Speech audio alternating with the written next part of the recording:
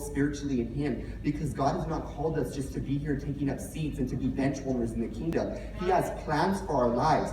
So, I think about how a child can't grow physically without proper food. And we can't feed a 2-month-old what we feed a 2-year-old. So in order to grow spiritually, we must be cautious on what we are feeding ourselves. What kind of music are we listening to? What kind of TV shows are we watching? What movies are we watching? What kind of people are we surrounding ourselves with? Because all this stuff is going to stop us from growing in God. Amen? Amen. I always hear people, and it's funny because I always hear people, like, not in this church maybe, but I hear people complain about how they, I'm stuck. I just feel like God doesn't answer my prayers, and they complain about how they feel like God is so far away from them. And it's always the people who just come and fill up these seats. They don't do nothing else. They don't grow spiritually. They just come and fill up these seats. They don't take that next level. They don't take that new step with God. Amen?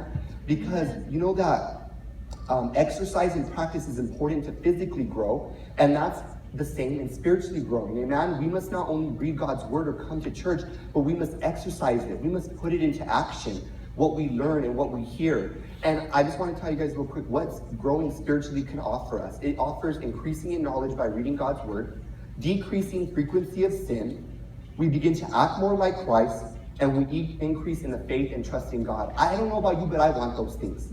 And the way we get those things is by growing in God, by spiritually growing in him. Amen? The first thing we must do to spiritually grow in God, to become stronger Christians, to become more Christ-like, is, of course, we must read God's word. We must seek his face. And I believe that's not just prayer. I believe it's by going into the Bible, reading it daily, and not just, when I first began reading the Bible, I only did 1 chapter a day maybe. And it turned into 2 chapters and 3 chapters, and I began to really want to read more, and I got this hunger and